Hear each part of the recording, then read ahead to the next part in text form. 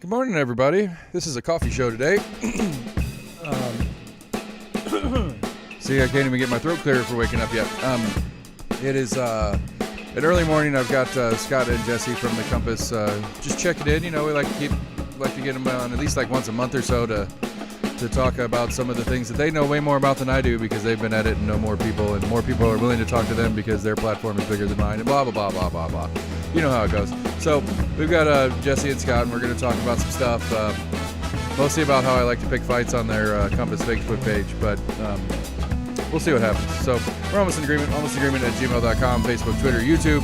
You could find us on email at almostinagreement.com or our website. I did that backwards. Our email, almostinagreement@gmail.com, or our website, almostinagreement.com, where you can go and get all the episodes, or you can go to your favorite podcast provider to get all the episodes there. While you're at these places, like, share, rate, give us a good rating, do whatever, tell your friends about us, whatever it does, and however we can get more people listening, so that I can have a platform as strong as the Compass, so that I can demand interviews from people and text them at 5 o'clock on a Friday night and get a response. We'll talk about that here in a second. So Jesse's here, Scott's coming in later. Here we go. Jesse, how you doing, buddy? I'm all right. How are you, Seth? Hanging in. So I made the joke in the intro just because you're such a nice journalist that you don't ask questions at 5 o'clock on a Friday. I do ask questions at 5 o'clock on a Friday sometimes. Yesterday, I found myself about to send a text to a local official about something and realized, you know what, it's 5 o'clock on a Friday. I'm not writing anything till Monday. I can just send this sometime over the weekend and let the person, you know, enjoy a nice quiet Friday night without being harassed by the local media. That seems fair. Scott, welcome, buddy. We went ahead and got started without you. Why are you wearing a hat? You can't cover up the best hair in the room. It's not fair. Well, as Jessie said in the little message exchange, you know, it's a precious commodity. So you got to pay me more to show my hair. Okay, all right, duly noted. I'll get to work on that for the next time you guys come on. Okay.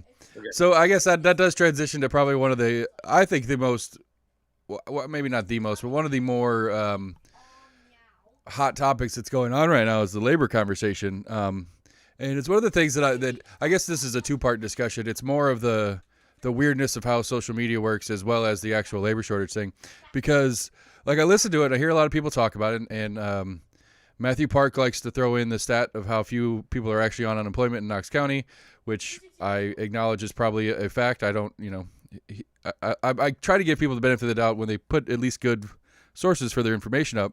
And so like the whole conversation yesterday that I got into was about, well, if there's only 3,000 people on unemployment and we've got like 9,000 plus jobs vacant in the county, that's a labor shortage. I don't care how you define it or what the reasoning for it is.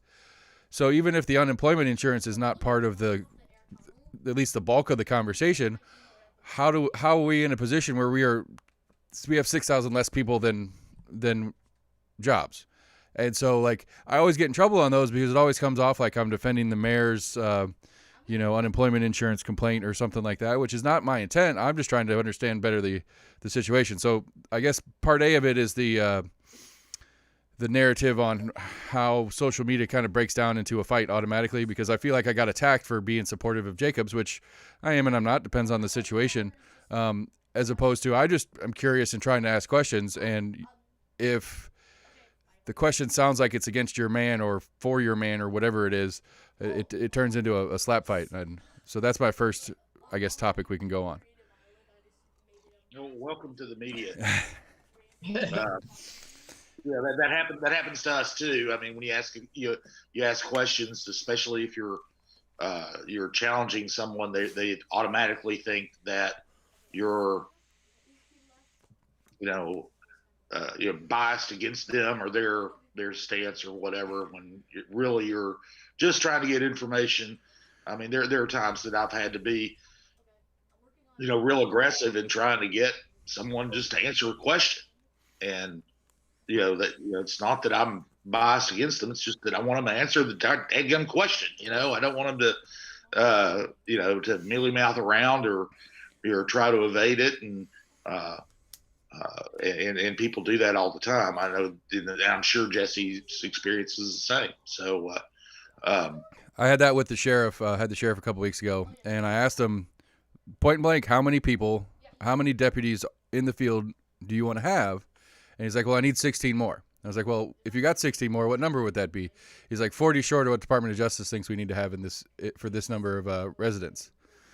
And I was like, so what's the actual number we're shooting for here? Help me out. And so he just dodged it. And then he said, I don't know, it was weird, but I've definitely experienced that in the hard air quotes, professional side of the conversation as well. But again, that is a broader issue that I think is something discussable. But it'll just turn into the same thing where at some point, you're just being hateful. It's like, no, I just want to talk. That's the whole premise of the show. I just want to talk. I want to understand it better. Because on the unemployment one, I mean, Jesse, you've mentioned a couple times in a comment or a thread that you have friends and stuff, and we had the whole conversation about what was it, the Aubreys over here on Paper Mill shutting down and doing half days for staffing issues, and all the conversation that goes with it. And I come out of the restaurant game. I never had a hard time making solid money in a restaurant. Maybe it's because I was such an awesome server, but there's something to play here, and I agree it's not just the unemployment insurance thing. And I guess I'm curious what your guys' thoughts on is like how this is working. Well, I think, and obviously in the Facebook thread that you're talking about, people have posted lots of different articles and essays. I mean, lots of people around the country have looked at this question. What's the impact of the expanded unemployment benefits? What else is at play? And I think the answer always with employment numbers is that it's very complicated. And you have to keep in mind that even all these statistics we have are themselves approximations. When we talk about the unemployment rate, there's a formula and there's a lot that goes into it, but there's also always this whole category of people who, quote, dropped out of the labor force, unquote. And so at any given, it's not like the labor force itself is a constant pool. At any given time, people are kind of moving in and out of the labor force for lots of different reasons. They retire, they get disabled, they have to quit their job to go take care of an aging parent, they have childcare issues. I mean, there are a lot of different things that kind of push people either to look for work or walk out of a job at different times. And so it's very much a moving target. And that makes these kinds of things, when you get down to, well, there's 3,000 people in Knox County on expanded unemployment, but we have 9,000 ostensibly jobs out there. That sounds like a simple equation, but both of those numbers are actually approximations. And you can imagine lots of scenarios where you had 9,000 jobs and nobody, and even if you had 12,000 people looking for work, that doesn't mean that you would have the right people to do those 9,000 jobs. That's true. So you have to have not just, we talk about jobs as if they're kind of this interchangeable unit, but every job is different. Just because you're looking for a job and there are a ton of jobs out there doesn't mean that you yourself are going to get hired for any individual job. So that's just always one thing to keep in mind with talking about labor statistics, is that they're very complicated and nobody really understands these, is the other thing. Like every month before the feds release their monthly job numbers, there's always these estimates, economists guess that and sometimes they're close, but sometimes they're wildly off. And we just saw that with the April numbers where, there was this expectation that they're going to add like 1 million jobs and they added like 200,000. Like that's a right. factor of error that just tells you how complicated it is. But I think that one thing for people to remember is that in Tennessee in general, being unemployed is a bad deal. Our maximum weekly unemployment payment right now, they've nudged it up a little bit in some legislation that passed this year, but at the moment it's $275 a week. Right. And there are not many places you can live in Knox County on $275,000 a week and pay your rent. I could live on $275,000, but sorry. Right. Yeah. but I mean, I think that Tennessee is it's a right to work state. It's a state with a long history of low paid labor. And that's just the reality. We used that for years as our one of our calling cards for economic development. We would Right. recruit jobs and factories to come here because our labor was so cheap. I mean, that has been like we don't pay our workers much in Tennessee. That's basically what we have said to the world for years and years. Come here because you don't have to pay people much. And that's just a reality. And so I think when you have something like this pandemic hit, where you have a lot of people who were just barely getting by at jobs they may well not have liked very much, I don't think it's terribly surprising that you would get some number of people saying, you know what, I'm going to go do something else, whatever that may be.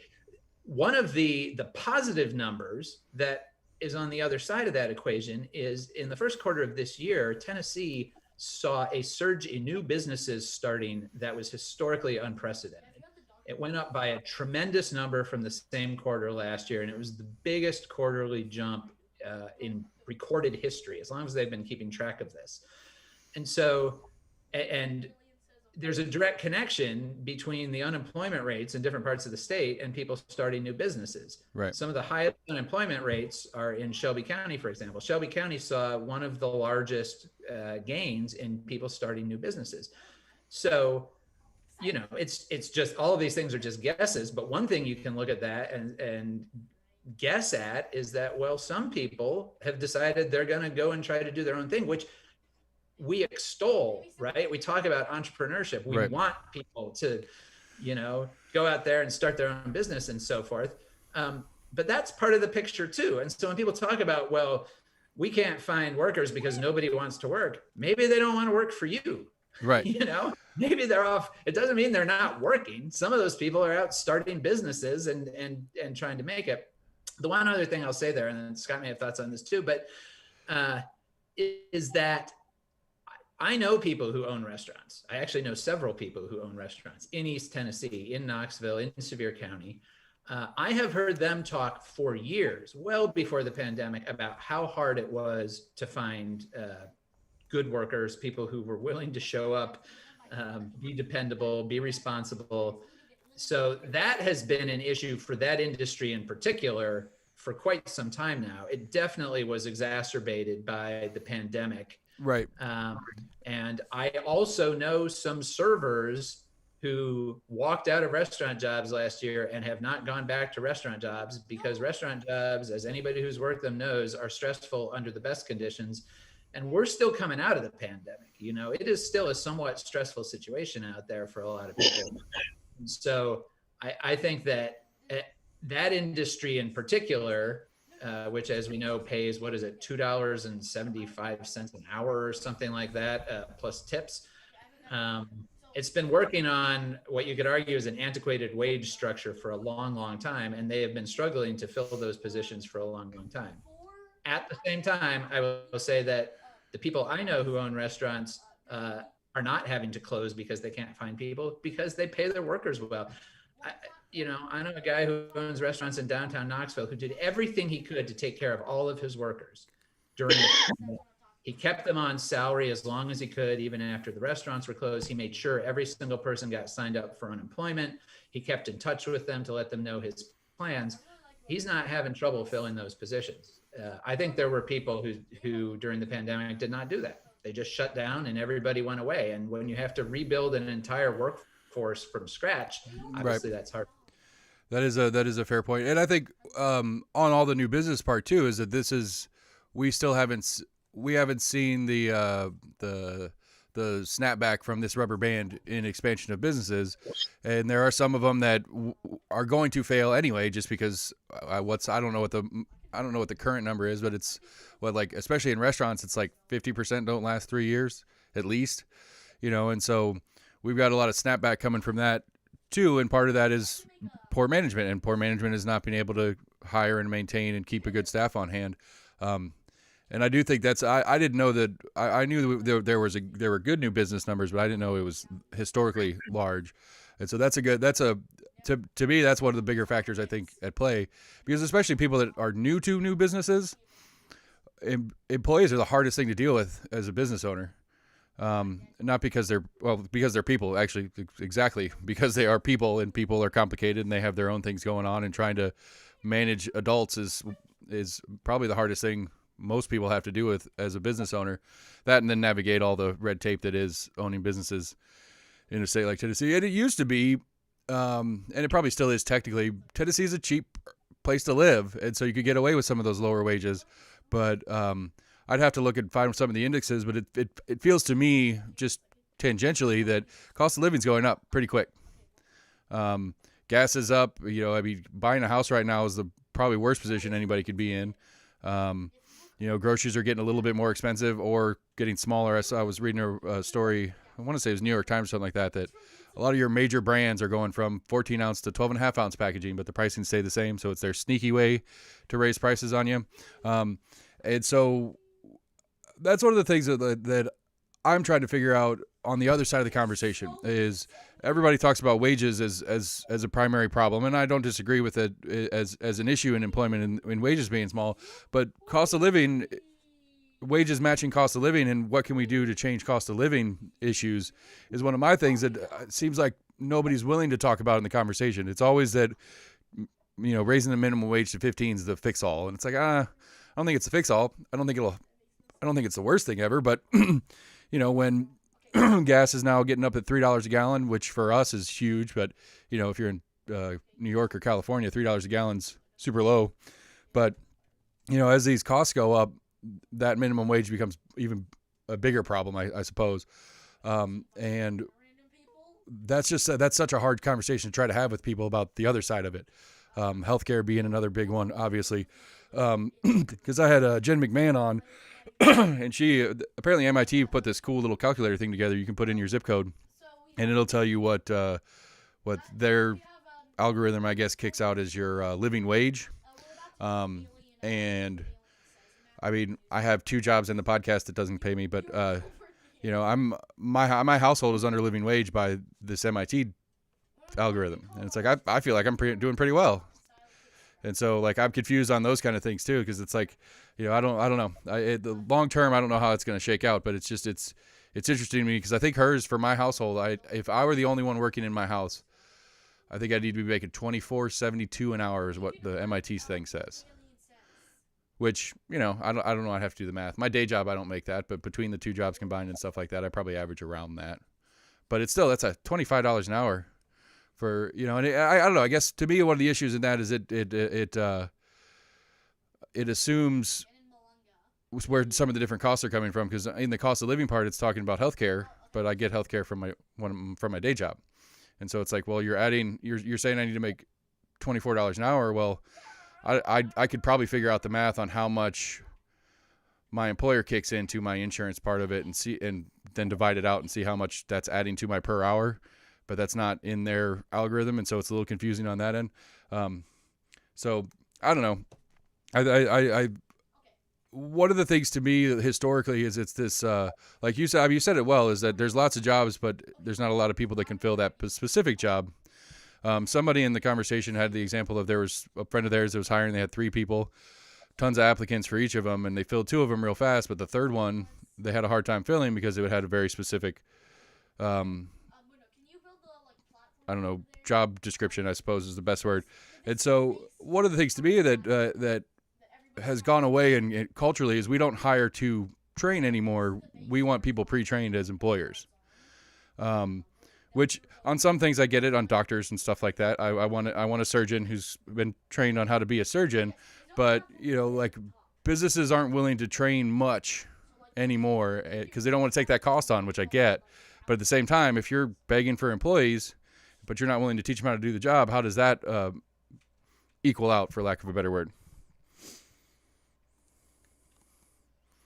Well, I think one of the things that you talked about in this kind of backing up and getting a little bit more big picture thing is all of these measures are very complicated. They're interdependent.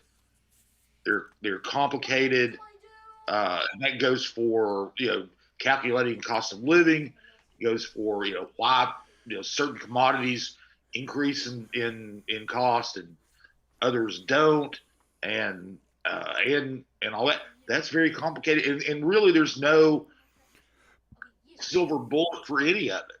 I mean, we talked earlier about wages. And I think we can pretty much all agree that wages especially in the service industry are very low in East Tennessee and everywhere else. But just raising the wages is not going to be a silver bullet to get more people to work those jobs. Right. And one of the things I know is the most of the servers in restaurants I know are fairly educated. A lot of them have college degrees.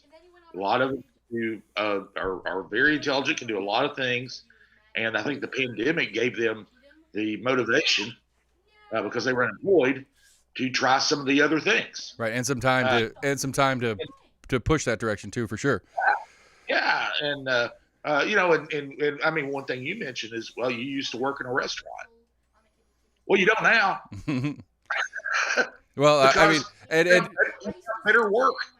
I'd still, I would have stuck around if the boss didn't suck, but that's a separate story. I'm not going to disparage them; they're still in business. But like I said, it's complicated. But, yeah. But like Jessie said, being a server, being a bartender, working in a commercial kitchen, those are hard jobs. Those are hard jobs, and they're often thankless jobs. You can every server has the low tipper horror stories and all that. And so when they were forced into reconsidering where they were in their lives, they said, I'm better than this. I can do something else, and they did. Right, I agree with that for sure, because I've had a couple of friends that didn't go back. The server bartenders that I knew as well, because they had the time to go into stuff. And I still think we have I think the restaurant industry specifically as a whole has somebody's going to start doing it. I mean, Chick-fil-A kind of already does it. If we're going to do it, they're the better paying of it. They staff them better. They seem to at least have the happiest fast food workers that I ever deal with when I go out to grab a sandwich or something like that. The question to me is whether or not some of these other companies are going to respond to this situation in kind. Because I'm a market guy. I think the market can do it. I think it's really a question on whether or not you and I, consumer, demand our better service, and then they have to go out and pay for it. If we just say, fine, I'll deal with the crappy service, then it's just going to stay the way it is. But I'm hopeful that this is one of those where, McDonald's or whomever who's dying for employees and but that the consumers are complaining and saying, look, you're McDonald's, you're supposed to take 5 minutes tops to give me my burger, and you're taking 15 and you're giving me the I don't have employees excuse. And it's like, I respect it and I apologize, and that sucks that you don't have employees, but you're McDonald's, this is what you do. Figure out how to get employees in here. I want my burger. And I think that's something that we'll have to see culturally. And it's one of those, and I don't mean that as an excuse to be mean to people that are understaffed, but at the same time, there's an expectation that McDonald's built over decades of brand, and we shouldn't feel bad as consumers to demand that. That is they built that expectation, so I want to get it. And I think that's one of those that it's a hard balance to demand that expectation without being rude to the poor people that have to hear you about it. I had a terrible incident with dinner last night, and I wrote a nice long email to the corporate office, and they're like, look, they were fine, they did the best they could, but they couldn't do what I expect from you guys and what I've gotten from you guys in the past. So figure it out, or I'll move my business elsewhere. And so we'll see. I'm one guy and hundreds of thousands, if not millions, of people that use that restaurant chain. So we'll see if I have any effect on it. But I think that's one of the things that culturally, we need to hold on to that expectation culturally, or we're just going to deal with worse service and the pay stays crappy and they can't get employees, and nothing really changes except now we just have a worse experience in general at places. So I had a thought last night, moving off of the employment conversation. We might be in the market for 2 new baseball stadiums after this UT baseball explosion we've got going on right now. That was a heck of a dinger last night. That was I'm not a baseball fan, but I don't care if you like sports at all. That is, that is one of the most exciting situations in sports. Bottom of the ninth, down 3, bases loaded. Like that kid's probably still high off of that experience. What now, 12, 16 hours later? That's got to be. I remember doing that when I was a kid in the backyard, kind of the imagination game or whatever. That was an amazing, that's amazing moment of sports. But I was listening to Sports Animal yesterday. Before that, obviously, and they were talking about this baseball coach who's made all these improvements in the team or whatever, is one of the lowest paid in the SEC.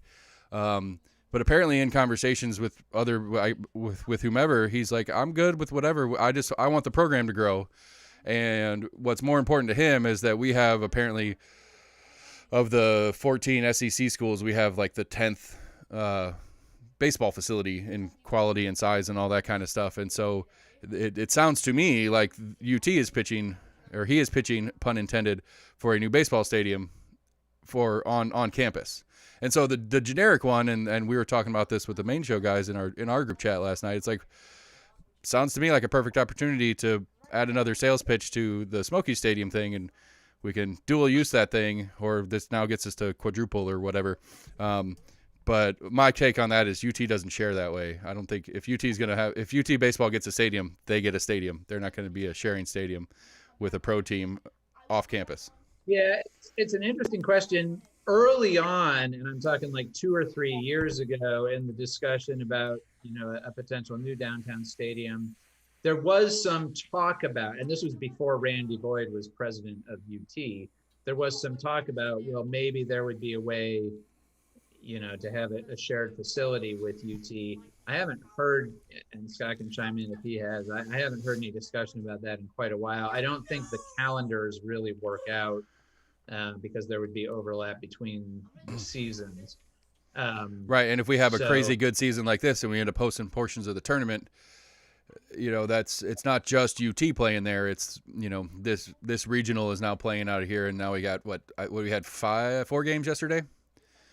Yeah. At Lindsey Nelson. If we had 4 games at the new facility, plus a Smokies game that night, or a concert that's been scheduled for 6 months, that throws a lot of things out the window, for sure. But I mean, my joke on it when we were chatting with the guys was, it's like we have, I don't know, one of the biggest stadiums in the Southeast of any type, and in my lifetime, we've had 4 non-football things there. At least, I mean, that's half true. Like the Knox County Schools football does their jamboree there, used to do their jamboree there regularly. There's a handful of other things that go on in there, but realistically, as far as like paid events, we had 4 concerts.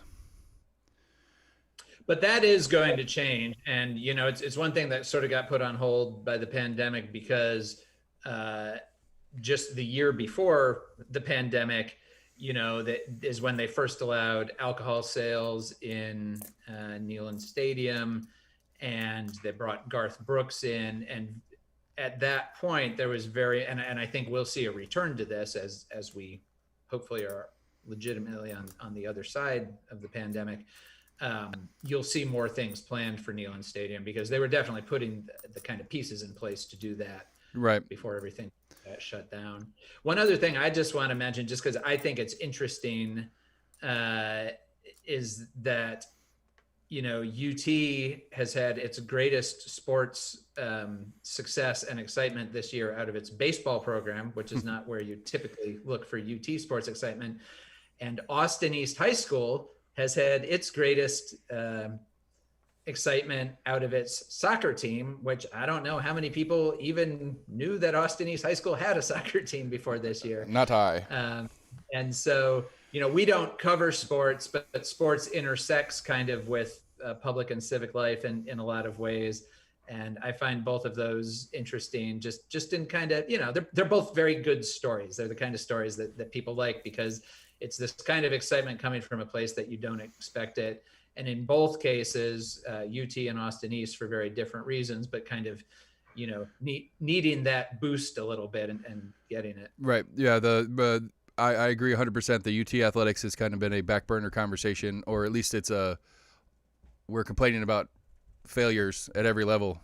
And then, hey, here's a good story. Neat. And then, yeah, absolutely. Austin East is I mean, I couldn't write that script any better if I were if I were trying to write a movie on it, to have a success story like that on top of everything else that's been going on in and around that school. I'm excited about I'm excited moving forward and trying to get out of some of the stuff, and for sure I'm excited to get other things going on in Neyland Stadium. But point being, I don't to finish that point is I don't see UT doing a shared complex regardless. I think that's one of the, if nothing else, that's one of like the hallmark sales pitches for recruitment. Is like, look how great our facilities are that we get to use, that nobody else touches. It's ours, kind of thing. And so, I don't know, that'll be fun. And then the other part that kind of struck me as interesting, and I think it might have been Will West on the Sports Channel. One of the guys on there was talking about it. He's like, everybody knows Randy Boyd's a big baseball guy, and as the president of the university, he can still donate to the programs. And so theoretically, the guy who we as a county are helping build a baseball stadium for is going to donate money to a program that's going to build another stadium in town. And so it's just a kind of funny little circle of life kind of thing that I was thinking about, as far as kind of the trade-off of those two things kind of ended up happening simultaneously on accident. And so, well, let me jump in here for a second. First of all, I think Jessie was right. The scheduling is an issue. Baseball in college, they always play weekend series. They always play midweek series, and then we had this situation here where the University of Tennessee was going to be hosting a regional, and if the Smokies had games scheduled this weekend for themselves, and you can't just say, oh, they're just an hour after one game finishes, you can start another game, with a that's a completely different setup. I mean, it's not like playing a college game and then playing a pro game. It's not like playing a doubleheader. right. So anyway, and the other thing is, I don't think anybody, the conversations I've heard, now I haven't heard, granted, I'm not, I haven't heard every conversation. The conversations I've heard about Lindsey Nelson Stadium at UT is not replacing it and building a new one, but doing extensive renovations to it. Okay. So that's a different story. They're going to take Lindsey Nelson Stadium and renovate it. At least that's the things I've heard is to make it, to give it make it a better experience for the fans and the players. So I don't think they would build a new stadium. They don't have a whole lot of room to build a new stadium, but they certainly can renovate Lindsey Nelson. I agree with that, and I acknowledge as well that I hadn't heard any specifics other than that was one of the requests from the coach was that he wanted better facilities, and I guess better facilities, to be fair, can mean a lot of things. One of the things about sports now that's really key, and this is something that plays into the stadium for the Smokies. And how it's going to be designed is they're doing a lot of work with analytics. There's a lot of video work now where they and a lot of technology that's used in training, as well as nutrition and everything else. It's just there's a lot more behind the scenes than there used to be, and then UT would need.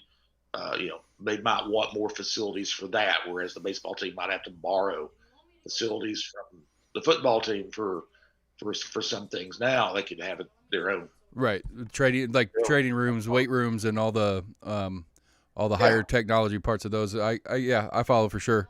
What else is going on that I wanted to ask you about? I know I had a couple things and I got lost in the two we already had. Trying to get a handle on these city races. And that madness, we finally have an actual pool, and I got to work through a couple more candidates. I've had a handful already in. Okay, so that does bring me to the so I didn't know this because I'm new to the paying attention game. Is that we have the city council movement as a de facto political party kind of happening in the city races, and I'm trying to because I've had Matt on here, I had Randy Pace on here as party chairs, and kind of the unwritten rules of a nonpartisan race is it's a nonpartisan race, so the parties don't necessarily act upon it. The GOP is not following that unwritten rule this time around. But to me, like it feels like this city council movement is acting like a party. So why wouldn't an existing party, kind of throw their hat in and for lack of a better word, fight with another party? And so I'm trying to figure out, I don't know, just kind of the logistics that go along around that, because it's I don't know. I guess it's not necessarily an odd situation. It seems like it'd be a natural function of the process, but at the same time, like, we tout it as a nonpartisan race, but we have parties playing. Well, the main thing about it being a nonpartisan race is that when you go into the voting booth and you look at the ballot, there's not going to be anybody that has Republican or Democrat or city council movement or anything by their name. Right. Other than that, it can be as partisan as it wants to be. I mean, you're right. The Republican Party's made it under Daniel Herrera's made it a point to be active in the city council races this year. The city council movement, I think, would qualify as kind of a local party. They've got 3 candidates they're endorsing this year, but when you go in to vote, if you just go in to vote and look at the ballot, you won't know that. You'll just see names. Right. So, the one thing that it is doing, and I think it's probably a positive thing, is you're going to have, in a year where typically you would have at least 2 or 3 candidates who were unopposed, right? Because they're incumbents, and you got 5 incumbents, and typically you'd have 2 or 3 who would be unopposed, and the others who would have token opposition.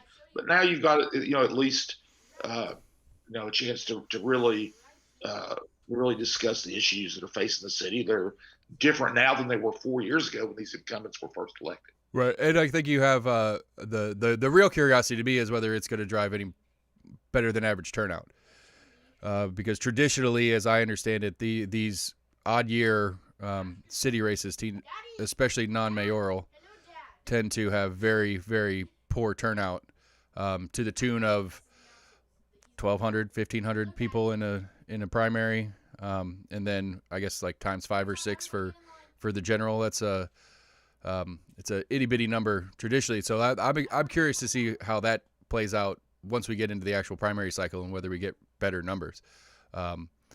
Because I've been thinking about that a lot. It's like, I mean, I had Dan Davis, who was a candidate, and I actually know the guy personally from back when I was a server, and he was talking about where he when he ran in 2017, that his primary was 900, 275 and 360 something between the 3 people in the primary.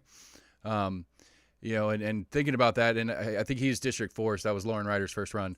But I don't know how many people are in that district, but I feel like 1,500 is a tiny percentage.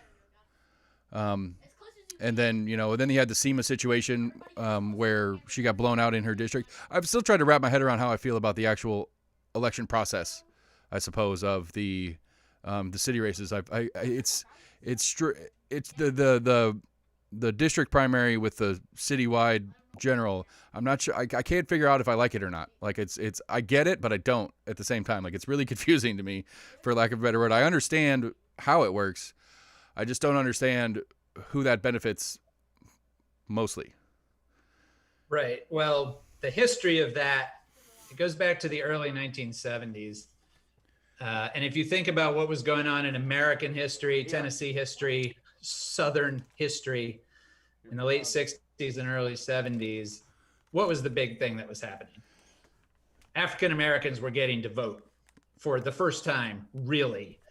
For 100 years after the Civil War, Black Americans in the South basically couldn't vote. and there were state laws of various kinds that deliberately limited their turnout. So as it became evident to southern states, southern cities, that they were going to actually have to let their Black residents vote, you saw a lot of changes and adaptations made in local elections that were made very deliberately. And the Knoxville, there were a couple of different factors that fed into the way Knoxville's elections are set up. But the biggest one was this. There were people who were afraid that, and the other thing that happened coming out of the Voting Rights Act in the 60s was that you had to try to allow for racial representation. So districts had to be drawn in a way that it was possible, if you had a Black population of a certain size, that it was possible to have a Black majority district. That was one of the other reforms that came out there. So the big fear, you think about the Knoxville City Fathers of 1970, who of course were all white men, was that not only do we have to allow our Black residents to vote, but we also have to draw a district that makes it quite likely that we're going to get actual Black representatives elected to city council. And the fear was that if you just have a Black majority district and they get to, and the Black voters get to elect a Black candidate, that could be anyone. It could be a Black Panther. White Americans in 1970 were very freaked out about the Black Panthers. So this was a safety valve.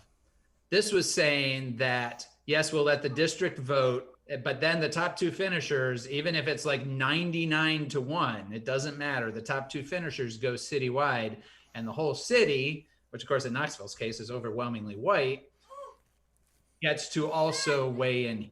So that's really what's going on with our, people talk sometimes about like, well, everyone wants to make everything about race in America. And not everything is about race in America, but way more things in America are about race than people think about. Right. This is one of them. And so that's the real root of this whole system. It has its peculiarities. One of the interesting things to me about it is that it now had, because the population of the city has become increasingly progressive, it now has the potential to have an opposite effect of what was really intended. Right. The intention of it was, we're going to filter out these radical leftists, right? But the city has become not radical, but it's become sort of like moderate progressive. And so talked about Seema's race, the 3rd district is the most conservative Republican voting district in the city, if you look at how it votes in like presidential races and gubernatorial races and so forth. And so what happened there was in the primary in 2017, the unbrand, these are all nonpartisan, but everybody knew James Corcoran was a Republican. He had run as a Republican in another race. And he easily finished first in the primary in a fairly Republican district, but then he had to run citywide.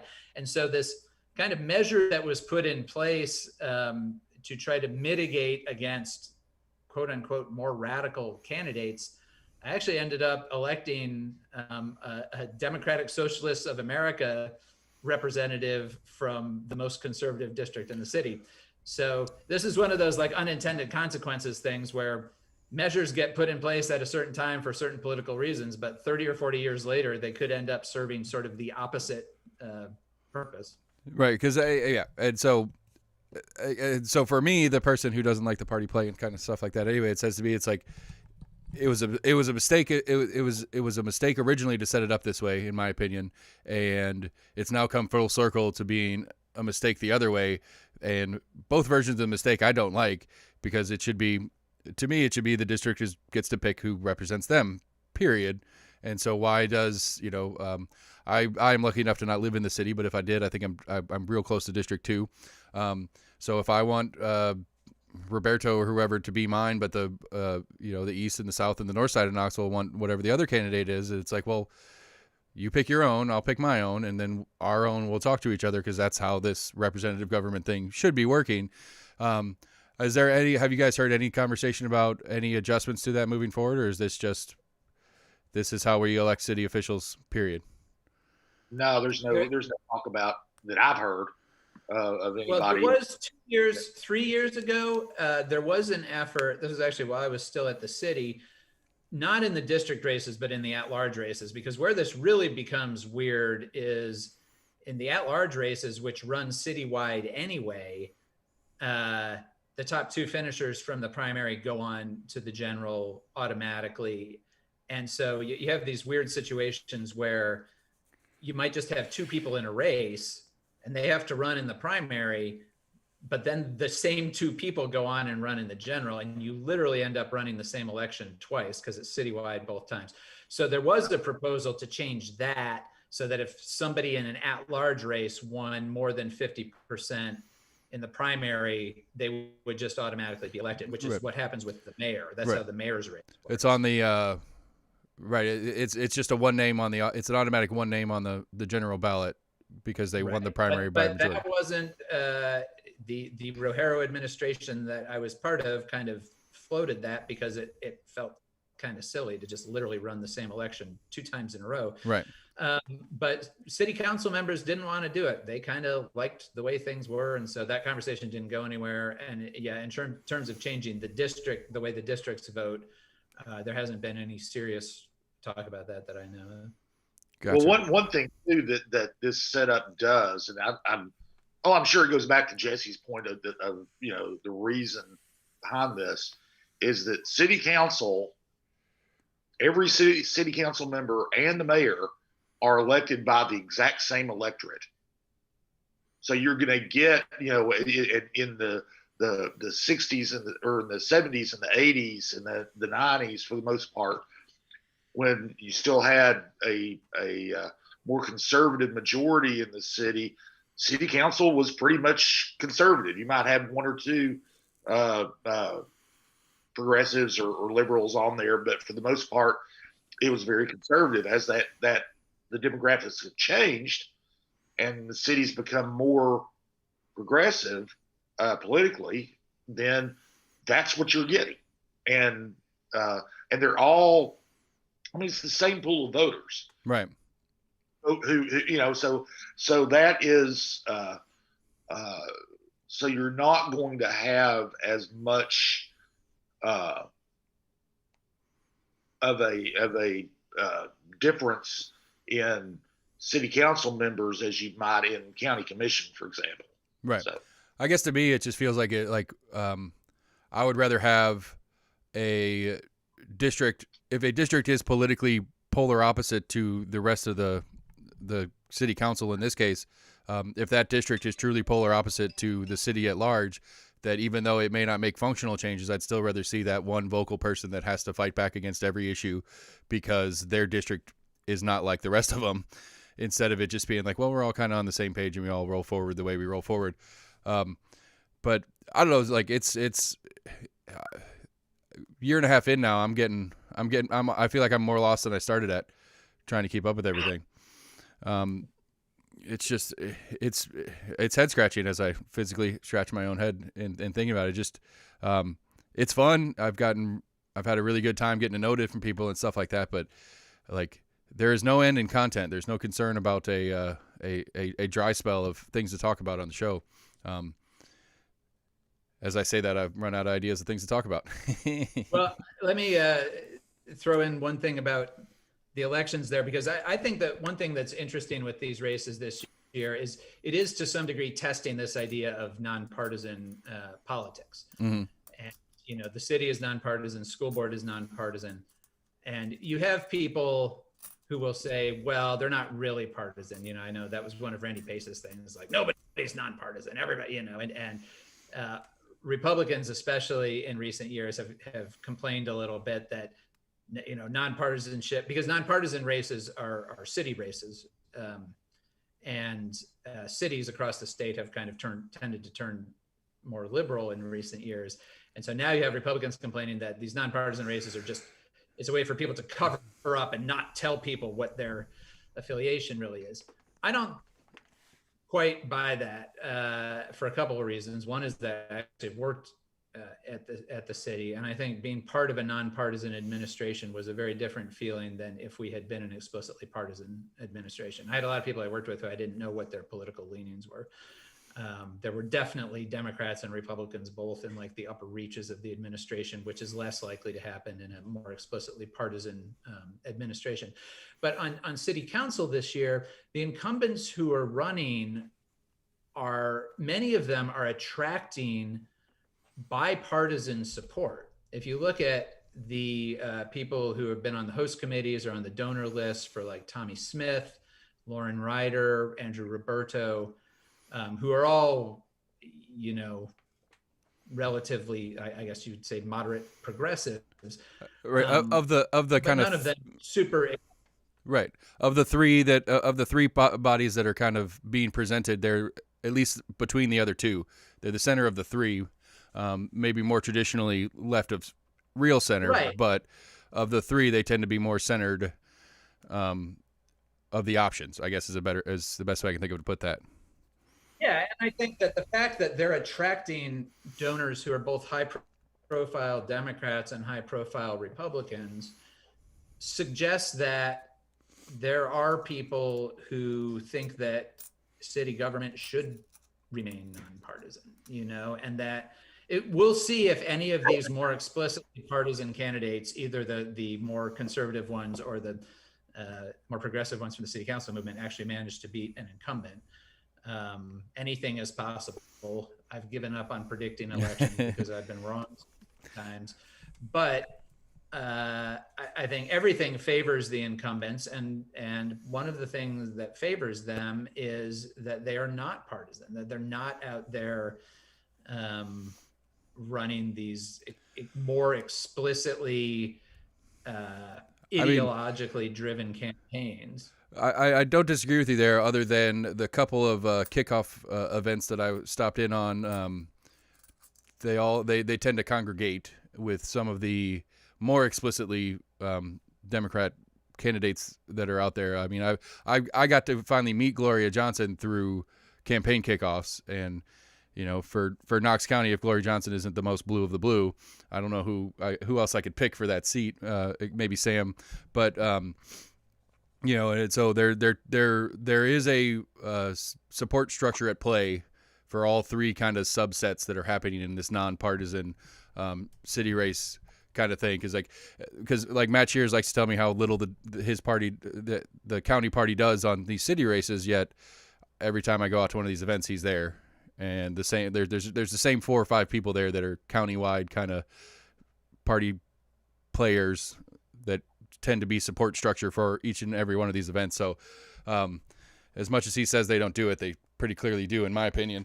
And so again, going back to the structure part of it, where if this same kind of city council movement was in a county race, they would be primarying the more, I would assume that they would primary as a Democrat, and they would be primarying a Democrat incumbent or even new member, for that matter, where the Republicans going to tend to run unopposed in the same group of people. If we had a District 4, for example, that was a county race, it would be Clanaris essentially running unopposed in a primary, and likely McMahon and Ryder primarying against each other. And so my guess is, and again, I'm like you, I'm more than happy to be wrong in guessing political outcomes, but my guess is going to be that's how the primary is going to show anyway. I think Ryder's gonna hold that, and Clanaris will pull up the second part in the primary, and then we'll go to the general and see what happens. But just that structural difference to me, because I don't know, it seems like there's potential for the two parts of the left at play damaging each other and giving the right an opening more than if it was in a more traditional partisan format, I guess, is what I'm trying to figure out.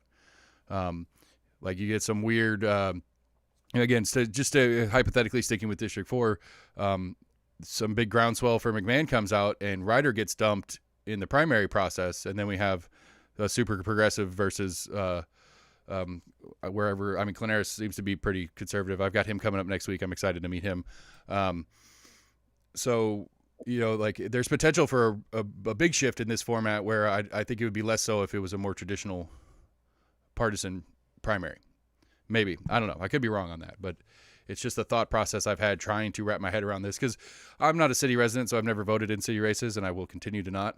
And so it's extra weird for me to try to keep a track on this, because it's not me, where the county races and county stuff is actually me, even though realistically everything that goes on in the city is very important to me as a business owner, as a county resident, as all the other things that go on around it. But I don't own land in the city, so I appreciate that I am not allowed to play that game.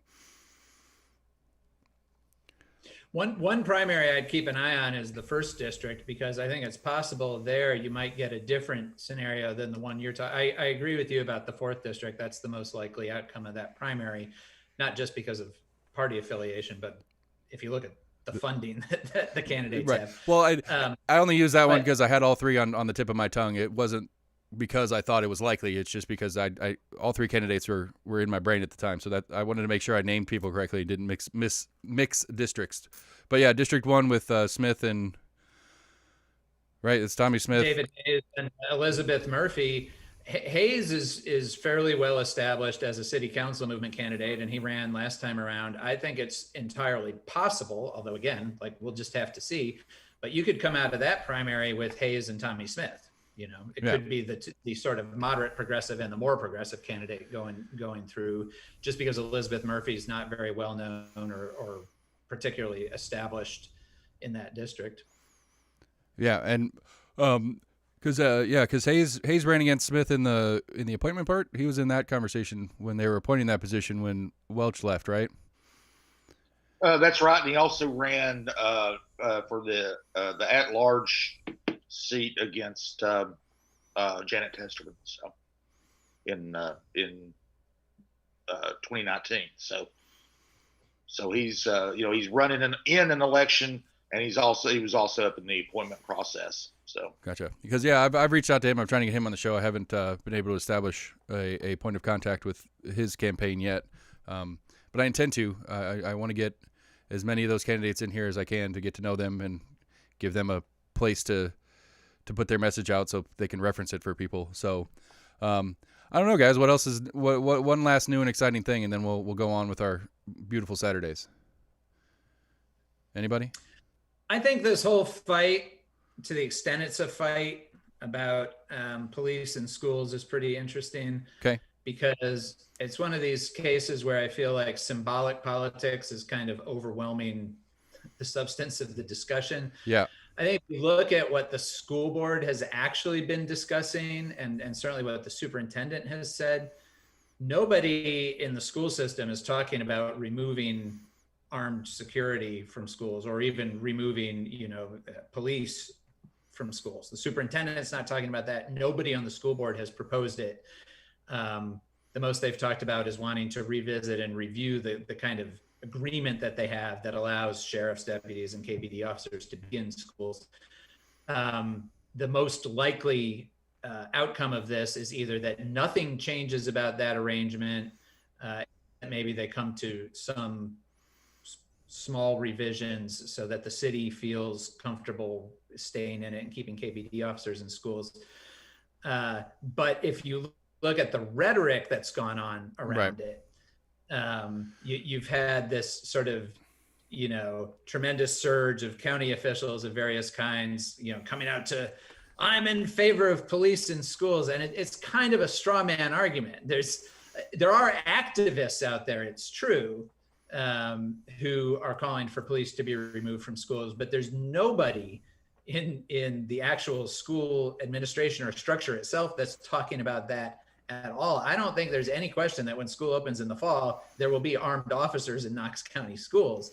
The likelihood that there won't, I'd say, is zero. Right. The only real conversation is who they work for, like who actually signs their checks, whether it's the school board, right, the sheriff's office, or KPD is signing those checks. Because again, this one particularly for me has been super frustrating, because I learned the way this worked a couple of years ago. I think the majority of even parents with kids in school don't understand the different bodies at play. I think a lot of people just assume they're all either sheriff deputies or KPD officers, where the vast majority of them are not either. And so I think it's a play on our lack of understanding, probably the three of us excluded for sure, but our community lack of understanding of what's actually at play. Because again, in none of the quotes from anybody has there been any conversation about taking the school board or the school officers out. It's whether or not we have outside officers in, but it's real easy to play this rhetoric game on a public that doesn't know the difference. And I think that's again, I'm more than happy to blame the voter and blame the constituent on a lot of things, because this one, to me, that rhetoric stops immediately. And anybody politically savvy is not even going to try to play this rhetoric game if we as a constituency actually understood the different bodies that we're actually talking about here, because nobody said anything about taking school. Well, again, you're probably right. There are activists out there, but nobody said anything about removing the school board officers from it. It's just the outside ones and how the outside police get to interact inside the schools. It's been the whole conversation, but people react to it. The rhetoric works because people don't know the difference. And that's the problem to me. And I don't know how to get that through people's heads. I told the sheriff when I had him on, I was like, one of you guys need to change uniforms. The school officers intentionally have sheriff deputy looking uniforms on purpose. Like, you see a KPD officer and a sheriff next to each other, you know they're two different offices. But you throw a school board SRO, SSO, whatever their title is, you throw one of them in the mix, and you're gonna look at it and say that's a deputy. That's a sheriff's deputy.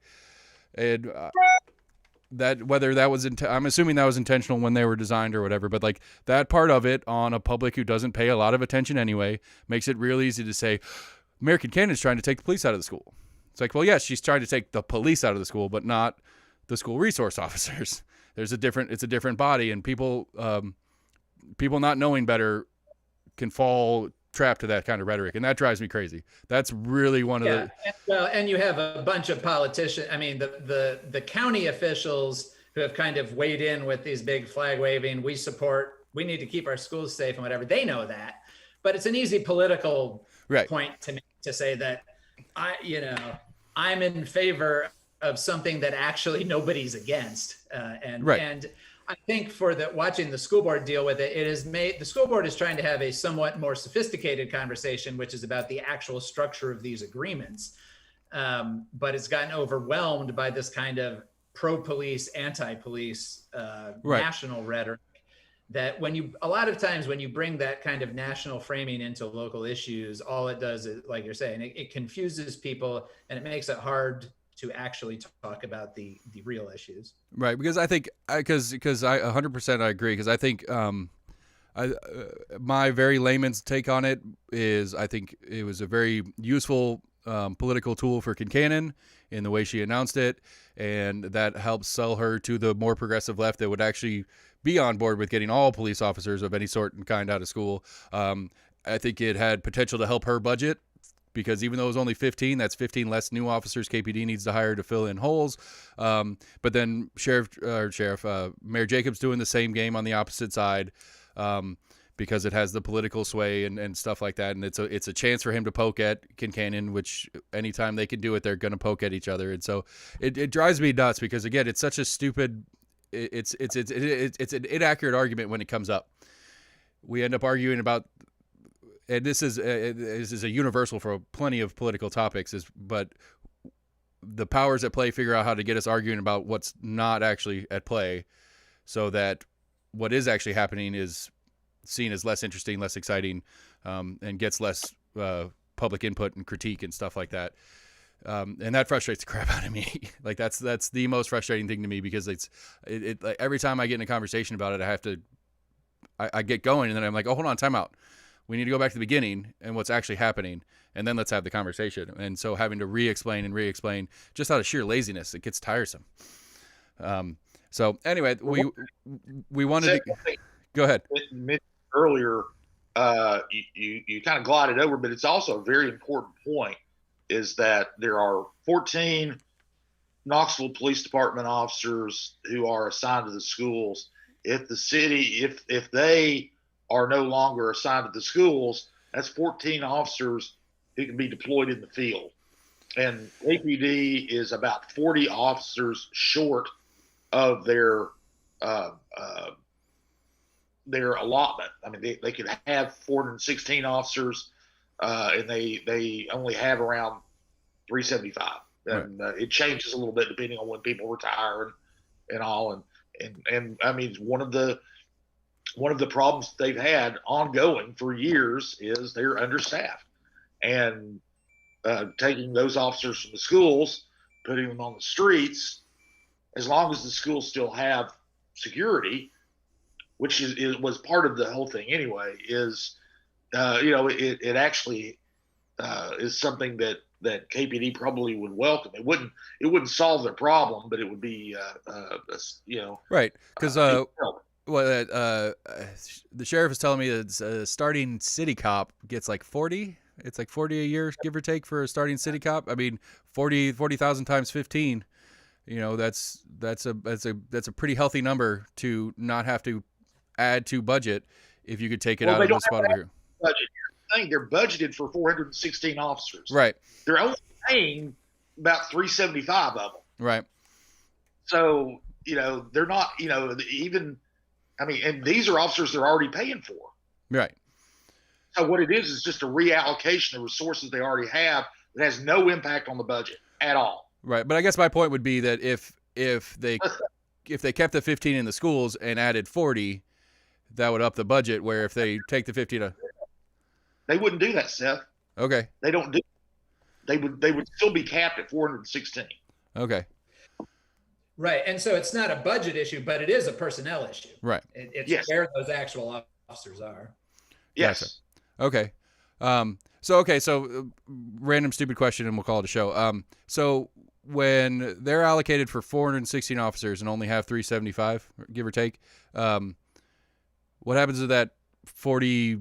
What happens to those 40 salaries that aren't getting paid? Where does that money go? That's the fund balance. It's what the city has left at the end of the year. And that's not just in the police department. Like, they always have more budgeted positions than actually get filled, or somebody leaves halfway through the year or whatever. But that's, when people talk about the fund balance at the end of each fiscal year, that's the difference between the revenues they took in and what they spent. Some of that is because maybe revenues come in higher, but some of it is you spend less money than you actually budgeted. Okay, because that was just, again, like, those little things always pop up in my head, because I how many people actually know how that kind of thing actually works? Because again, like, because when I was talking to the sheriff, he's 16 or 13 under his budgeted number, and it hit me after I got off the phone with him. It's like, well, where does that money go?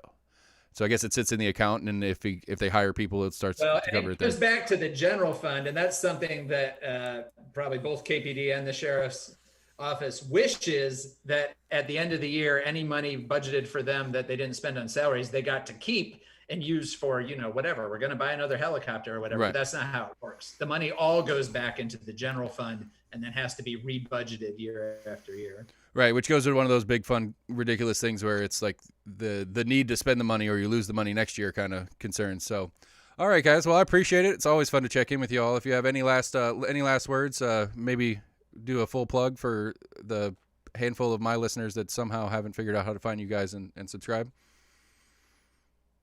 Anybody? You want to plug? Sure, you can find us at compassknox.com. There it is. Yeah, get on there. It's affordable and it's worth having. I love the emails. I'm a junkie for the emails, and generally speaking, I'll do the email and I'll follow through on one or two of the stories on there. And I mean, you were dead right, Scott. The first time we talked was I don't daily go to the website and read stories. I just pick and choose from the newsletter part of it. Well, the newsletter is something, I think most, if not all of our readers really respond to. They really enjoy it. It's got kind of a digest of the news of the day. And if you want to then go on to the website and read more in-depth stories, that's where those reside. And, in your experience is one that's pretty common among our subscribers. And it's well worth the investment. I mean, just for the show's sake for me. And then every once in a while we get a good punchline with when Jessie puts a meme that gets him in trouble with the missus. Because pineapple doesn't. I agree with you, Jessie. Pineapple doesn't go on pizza. Amen. But there are those out there. Have you dug yourself out of that hole yet, or are you still working on repairing that situation? We've reached détente on that one in our household. Oh, excellent. Well, that's Glad, always. the show is almost in agreement, but we're completely in agreement on pineapple on pizza. All right. So in an almost an agreement survey, it is unanimous that pineapple does not go on pizza. We can put that out in the world and see what happens. All right, guys, I appreciate you. I'm going to do an outro and call it a day. The Compass guys, everybody. They're always fun to talk to, always well-informed, gets me historical knowledge on things and I don't know, just a much better feel for what's going on around me. They're really good at what they do. So go to CompassKnox.com and subscribe today because they're good at what they do. And if you're interested and you want to keep track of things, they're my favorite source, at least here locally, for actual local news in governance and politics, because you're not going to find it really very well anywhere else, at least not with any depth to it. We're Almost in Agreement. Check us out at almostinagreement.com. You can go on there and get all the episodes, or on your favorite podcast provider. We're on Facebook, we're on YouTube, we are on Twitter. Follow us on any of those things, like us, share us, give us good reviews, that kind of thing. Help us get the word out. As I joke about all the time, my very amateur layman version of what Compass does, that's really all I'm trying to do is copy them and do it in audio format so you can grab it while you're driving or something like that. So we're Almost in Agreement. Appreciate it. Compass Knox, everybody. Go check them out if you haven't done so already. Have a great afternoon.